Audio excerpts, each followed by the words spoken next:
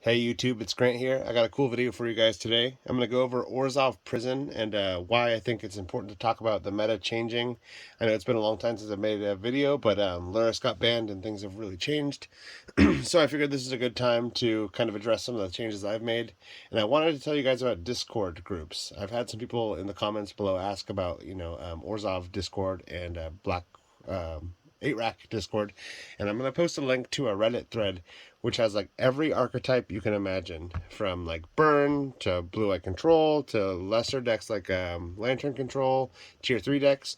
Basically, every archetype you can imagine, there's going to be a Discord invite for it, and I'm very active in the communities in Discord, so if you want to talk to me directly, I'm always in the Orzhov Discord, the Black White Pox, and I'm always in 8-Rack, as well as a few other ones.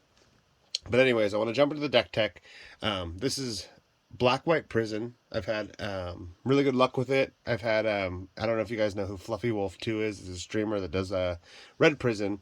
He played this on his stream a couple times, and he uploaded a video to YouTube where he did very well. But so I think that with the meta changing after Lurrus, people are kind of capitalizing on the fact that there is not very many Thoughtseize decks running around, not as many Lurrus decks. So without the Thoughtseize decks running around, people are playing a lot more combo, which the way I've always played is I've always attacked the meta. I like control. I like to have a lot of sideboard flexibility. And yeah, so that means the meta is going to continue to change. So take that with the grain of salt, whatever I say here. But this has been doing really well.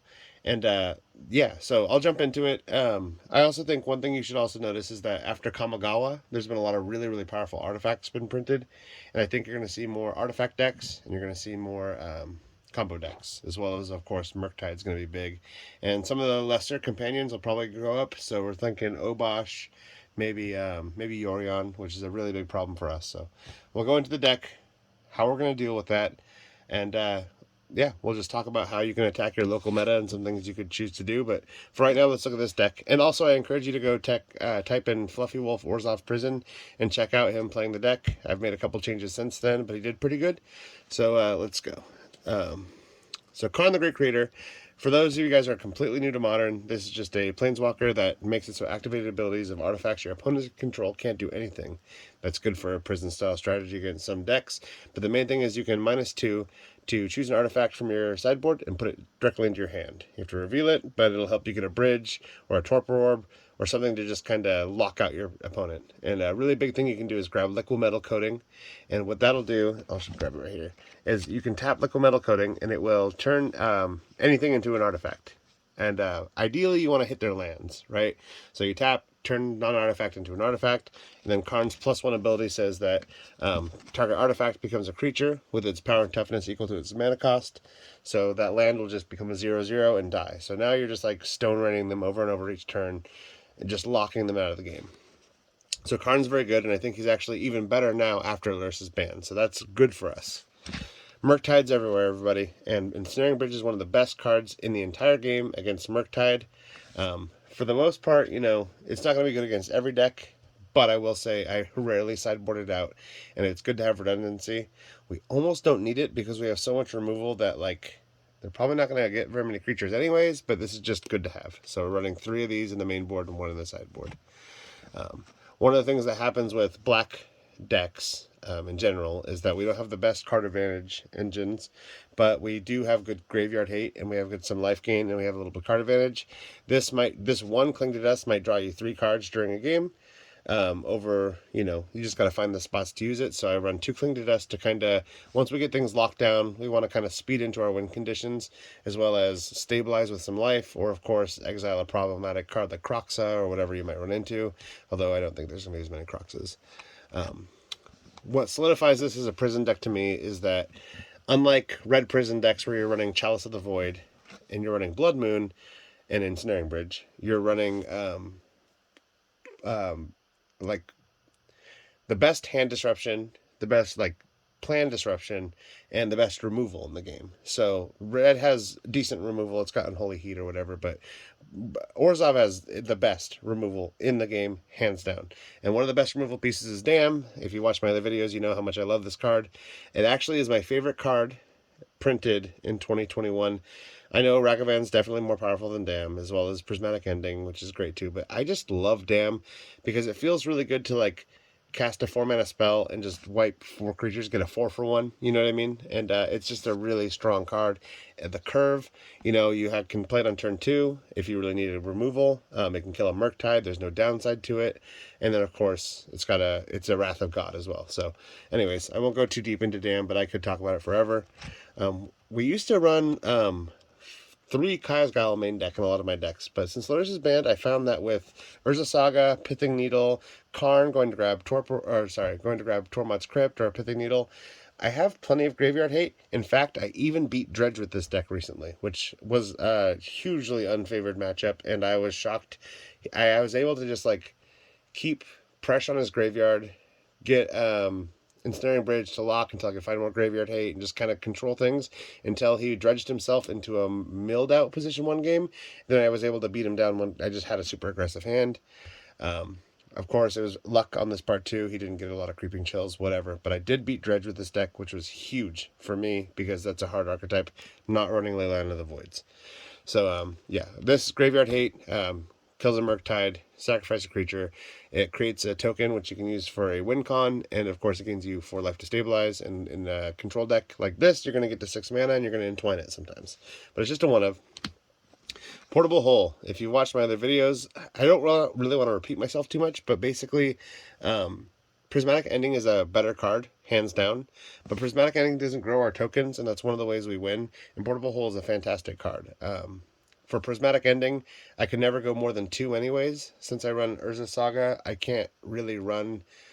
I could run 1 shock in a different color. Maybe I'll try that out. But Portable Hole's been very good.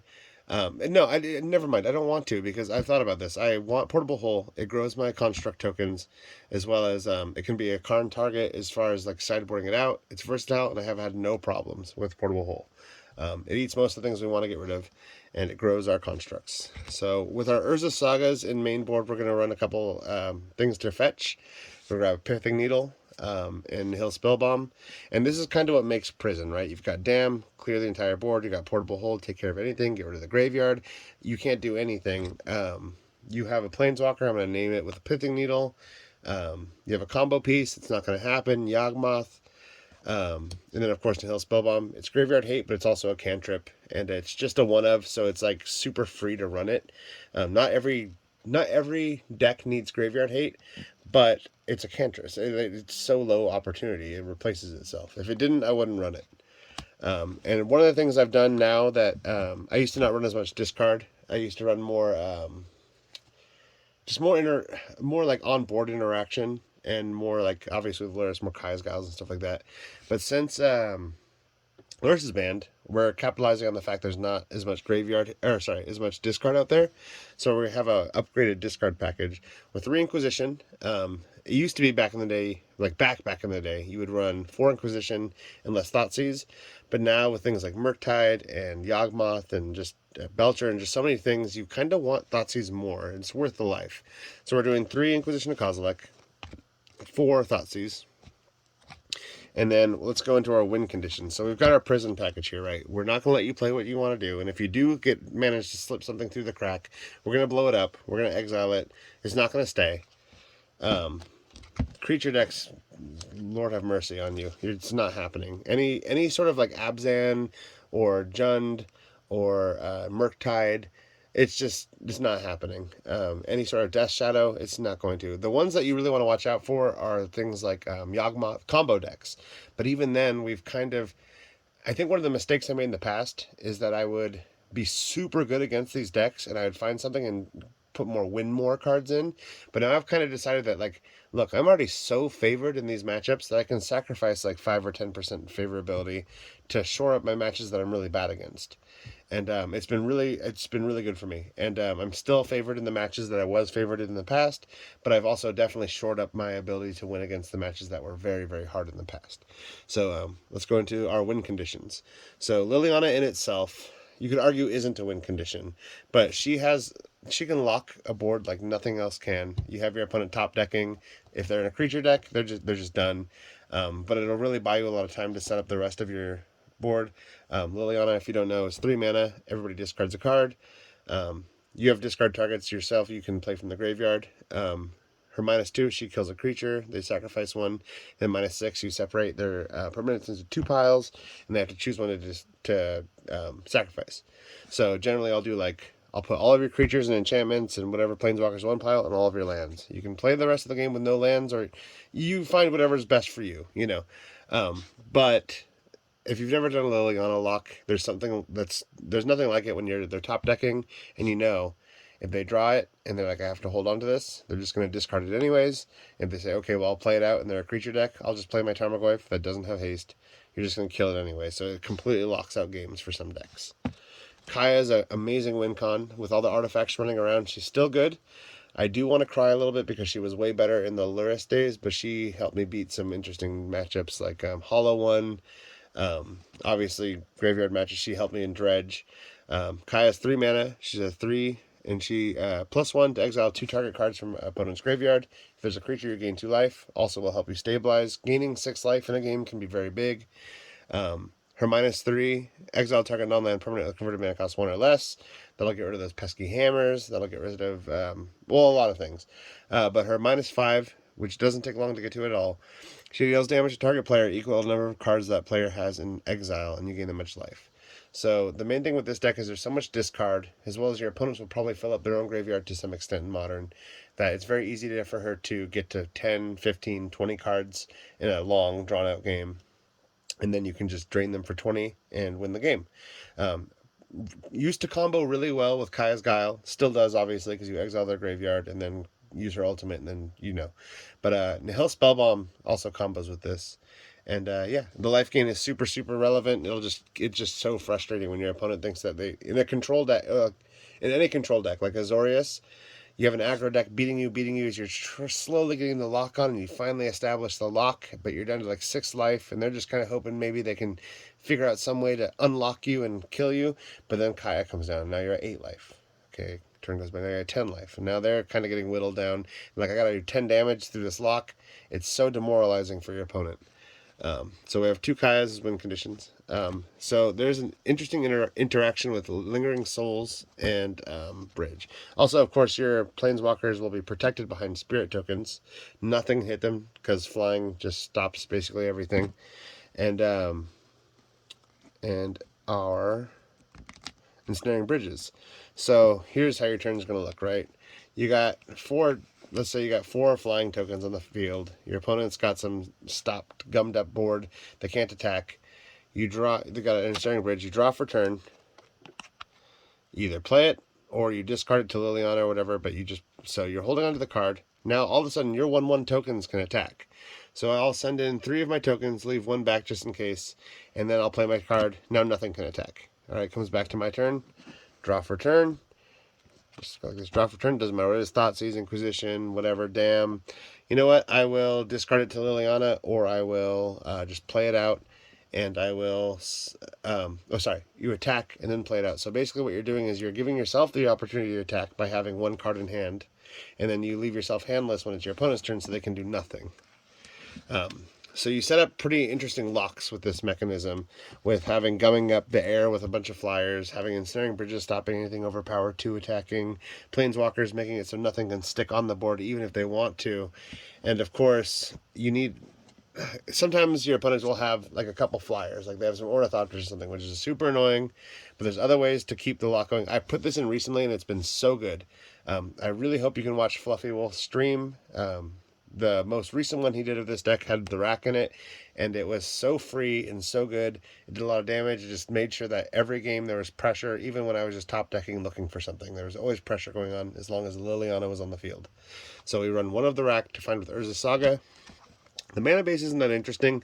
You can go ahead and check it out in the deck link I'll put below. Castle Lochthwain just kind of helps us draw some cards. It does cost life, but there's a lot of life gain. There's repetitive things like Kaya, as well as Kaya's Guile and Cling to Dust that'll keep our life total padded. But basically what it does is enters the battlefield untapped if you have a swamp. You pay 3, and then you draw a card and then lose life equal to the number of cards in your hand. So obviously you don't want to do this with 6 cards in your hand. It's generally once you've established a lock, you're kind of burning through your resources and getting low in cards in hand. That's when you want to keep your hand, keep options with this card. Urza Saga, if you guys play Modern, you know what this card does, but I'll go over it. You play it, turn 1, taps for mana. Turn 2, you can create a construct token whose power and toughness is equal to the artifacts you control. And then the 3, you generally want to make another construct token, but sometimes I'll play, like if I'm playing against Yawgmoth, I'll play this turn 1 knowing I just want to get Pithing Needle immediately. With making no constructs. I just want to lock. Sometimes you just want to lock out the game with Ensnaring Bridge. You're not even trying to really attack with constructs, but other games you know that like the Ensnaring Bridge plan isn't going to be the best, and your best bet is to go aggro. Just try to control the deck like a tempo type thing, and just clear the way for construct beats. You know what I mean? Pick removal out of their hand with Thoughtseizes and make sure you can just hit them in with the constructs. That's a very viable way to win. It's not the most common way to win, but you will definitely, if you play this deck a lot, that will happen. So that's what constructs, or the Urza Sagas are for. We're running just a black-white land. We've been running into Blood Moon more now that Lurrus is banned and people are playing Yorion and Elemental Pile's more Money Pile. So we're running a package of 6 fetches. Obviously, some Godless Shrines. We have one Igonjo, which is a new channel land that lets you destroy an attacking creature. For the most part, you're just going to play it as a land. A couple Concealed Courtyards, and then a couple more fetches, just to kind of help yourself out. And because Blood Moon's been more prevalent, I want to talk to you about the coolest card ever that I started playing before Lurrus was banned, but it's just gotten better, and I love it so much. So, Vanishing Verse. Pick up a playset. They're very cheap. They're very good. If you've noticed, I'm playing Orzhov and I'm not playing Vindicate. Destroying lands is very nice, and also hitting things like Teferi is really cool. It's really nice to have that ability to hit just anything, right? But there's something about Vanishing Verse that is so protective that, like, your biggest things are like Amulet, right? Amulet's coming at you. Vindicate's not going to help you against Amulet. It's sorcery speed. Ragavan keeps beating your face. It's not helping you. Darcy, Murktide Regent. Not that we have a lot of problems against creatures, but Yawgmoth, there's so many things that you just want to get rid of at instant speed that are singular mana that, like, this is very, very good. The reason why I say, it sucks I can't hit Renin 6 or Teferi with this is because I've upgraded the package with a lot of Pithing Needles as well as more discard. We're very good. We've shored up our ability to make sure we stop them. But the reason Vanishing Versus here is strictly because of Blood Moon. Because I'm running 3 of it, you can definitely draw it. Every time I've needed it, Blood Moon hasn't been a problem anymore. I've played against Blood Moon decks a lot with this deck. And when I say a lot, I mean hours of Blood Moon matches. Friends on Spell Table who run Ponza, mono red decks, I've played against to practice. This is like saved my ass. It's amazing. And then also I've gotten better just with the fetches to play around it. And one thing you'll notice with the deck too is there's only a few cards that have double pips. Liliana, Dam. I think that's it. And you can kind of sideboard out the cards that you don't think will be very easy to cast for these. And then basically as long as you get one of each basic, you're fine for the rest of the entire game. So yeah, easy to play around Blood Moon these days. What's not easy to play around is decks like Yorion decks that have a shit ton of card advantage. As we run a lot of 1-for-1 removal, basically I'm going to spend a card to get rid of one of your cards. But if I spend a card to get rid of your cards that drew you a card, I'm basically 0 for 1ing myself. 1 for 0ing myself. I'm spending a card to get you net neutral. I'm down a card, you're neutral. So Torpor Orbs are a must. What's nice is like I would run 4 of them, but with Karn I can also Karn for them, as well as I have a couple in the main board. Like, this is plenty enough. But what I wanted to say, and maybe I'll say it again at the end, is that you should really depend on your meta change. There's not a lot of burn decks. I've came across one. It was a pretty hard matchup, I'm not going to lie, but I don't come across them often enough to want to run Collective Brutality. But if you're in a smaller town and your meta is pretty tight and there's a couple burn decks, you're going to want to adjust your sideboard accordingly. But I'm talking about just like very large city, very huge modern scene. I'm not going to play against the same deck often at all. I find this shores up a good percentage of the top tier meta matches, as well as I can handle some of the smaller ones. But of course, there's always going to be decks that come out of nowhere. And I will tell you, even top tier decks like Blue White Control, Jund, Saga, they're still getting Murktide and Grixis Shadow. They're still getting 3/2s and 4/1s. I think the banning of Lurrus really evened it out. There's not anything that's like the best, but I will say Living End is a really big thing right now. So that's a really good deck, and I've been running into it a lot. So that's why I have gone into some graveyard hate here with Tormod Script. Generally, I'm just going to run it as a Karn fetchable, but I have stuff to grab or add into the deck. I can put another Nihil Spellbomb so I can draw it or Urza it up. But Surgical Extraction is basically to stop combo decks like Living End. I run also one Necromentia here. I should run. So this is a really cool card. I think if you're playing Black-White Pox, if you're playing Black Pox or anything, any black deck, you should probably look at this card. It's new. It's been seeing a lot of play in the Cabal Coffers lists that are around. But basically, if you're playing against Tron and you are on the if you're playing against Tron and you are on the you lost, so you're on the play, before they can assemble Tron, no matter what, you can always just go through the library and take every Urza's Mine. It's interesting. It gets rid of all the Living Ends. It gets rid of all the Crashing Footfalls. It gets rid of all the Omnaths. It gets rid of all the...